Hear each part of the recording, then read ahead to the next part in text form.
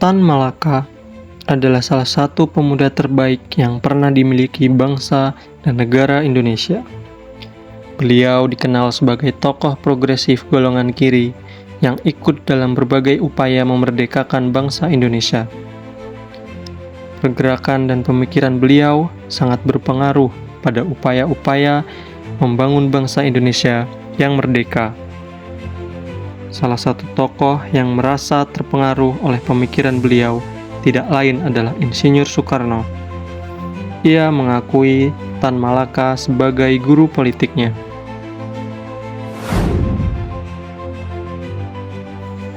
Tan Malaka dilahirkan pada tahun 1897 di Desa Pandan Gadang, 50 Koto, Payakumbuh, Sumatera Barat. Pria ini lahir dengan nama lengkap Sultan Ibrahim Datuk Tan Malaka. Lahir dari pasangan Rasat dan ibu bernama Rangkaya Sinah, yang merupakan salah satu putri orang paling disegani di kampungnya. Tan Malaka tumbuh besar dalam suasana beragama yang kuat. Dia mempelajari agama Islam dengan baik, bahkan belajar tafsir Quran dan setelahnya menjadi seorang guru muda. Selain itu, Tan Malaka kecil sebagai bagian dari masyarakat Minangkabau ikut dalam menjalankan tradisinya, yaitu belajar silat. Tan Malaka juga mempunyai kegemaran bermain sepak bola dan bermusik. Selain pendidikan informal, Tan Malaka juga mengenyam pendidikan formal. Dia pernah bersekolah di sekolah dasar atau dulu disebut dengan sekolah rendah. Setelah merampungkan sekolah dasar, atas saran dari gurunya, Tan Malaka melanjutkan sekolah ke Sekolah Guru Negeri Kuet School Fort de Kock, Bukit Tinggi. Tan bersekolah dengan 76 siswa lainnya, dan dari sinilah dia mulai belajar bahasa Belanda dan ikut bergabung dalam orkes sekolah. Pada tahun 1913, dia lulus dan mendapatkan saran dari guru untuk melanjutkan sekolahnya ke Belanda. Selama melanjutkan studi di Belanda inilah Tan Malaka mulai mengenal paham sosialisme, komunisme, dan kapitalisme demokrasi. Dia membaca beberapa surat kabar seperti The Telegraph, yang merupakan surat kabar berpaham kapitalisme demokrasi yang banyak mengecam Jerman. Di sisi lain, Tan Malaka juga membaca surat kabar dari Partai Sosial Demokrat Belanda, yaitu Het Volk, yang berhaluan sosialisme komunisme. Dari bacaan artikel-artikel inilah, dia seakan dipaksa untuk mengenal ketidakadilan yang terjadi di masyarakat, hingga akhirnya membuatnya tertarik pada pemikiran sosialisme komunisme. Setelah lulus, dia lalu melanjutkan studi untuk mendapatkan akta guru, hingga lulus pada tahun 1919 dan pulang ke Indonesia pada tahun yang sama. Sebagai tokoh yang revolusioner, Tan Malaka terlibat dalam berbagai kegiatan politik dan aktivisme. Ia menjadi anggota Partai Komunis Indonesia dan terlibat dalam perjuangan melawan penjajah Belanda. Pada 7 November 1948, Tan Malaka membentuk Partai Musyawarah Rakyat Banyak atau Murba. Partai ini menganut pemahaman anti-fasisme, anti-imperialisme, dan anti-kapitalisme. Setelahnya, Tan Malaka membentuk pasukan gerilya pembela proklamasi guna melawan Belanda, tetapi tidak mendapat dukungan dari TNI.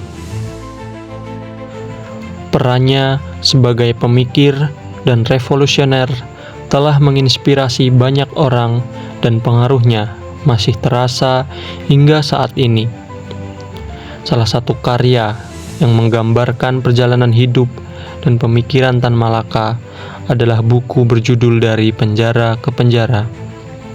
Buku tersebut memberikan wawasan mendalam tentang pengalaman pribadinya, perjuangannya dalam mencapai kemerdekaan dan pandangannya terhadap politik dan sosial di masa itu.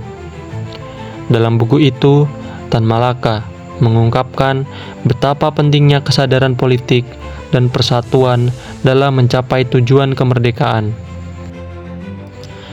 Tan Malaka sempat menulis beberapa karya, yakni Narde Republik Indonesia, Tanah Orang Miskin di Hertfordshire, Aksi Massa, Dari Penjara ke Penjara, Manifesto Jakarta, Rencana Ekonomi Berjuang, Pidato Purwokerto, Gerilya, Politik, Ekonomi. Salah satu bukunya yang berjudul Narde Republik Indonesia merupakan karya Tan Malaka yang menginspirasi Soekarno dan Bung Hatta membentuk Republik Indonesia. Sebab buku ini berisi konsep bangsa Indonesia dan perjuangan pribumi untuk lepas dari masa kolonialisme. Maka itu, Tan Malaka mendapat julukan Bapak Republik Indonesia. Pemikiran Tan Malaka sangat dipengaruhi oleh perjuangan rakyat dan semangat nasionalisme.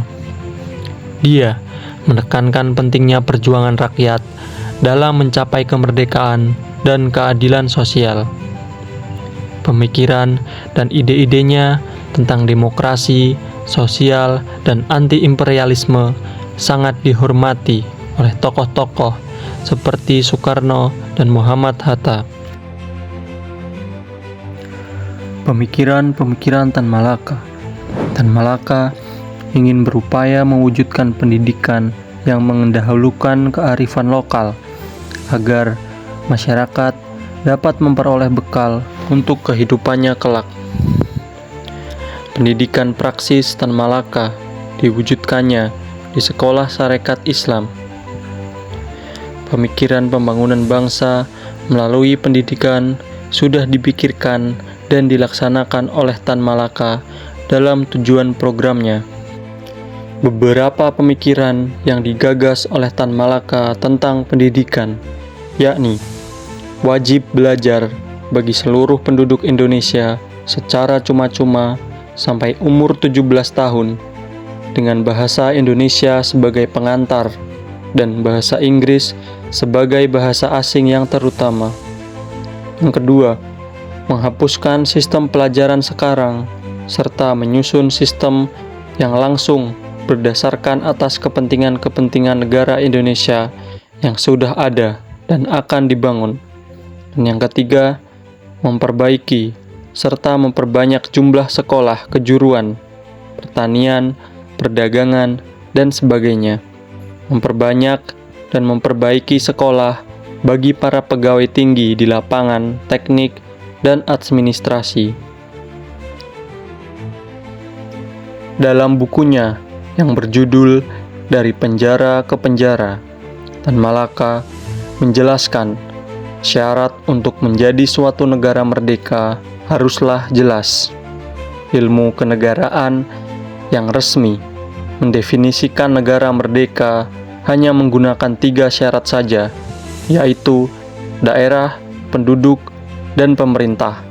Sedangkan Tan Malaka merasa perlu ada koreksi dan juga tambahan, karena negara modern tidak hidup dengan aman apabila hanya mengandalkan 3 syarat itu saja.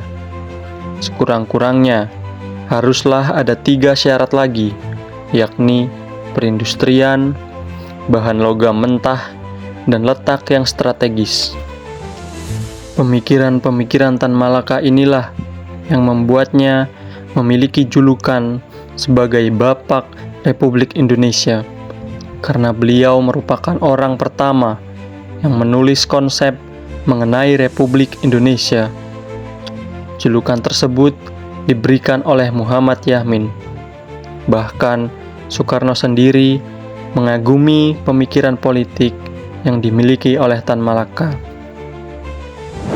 Akhir hayat Tan Malaka pada tanggal 21 Februari 1949, Tan Malaka terbunuh oleh pasukan dari Batalion Sikatan, Divisi Prawijaya, di Selopanggung, Kediri, Jawa Timur.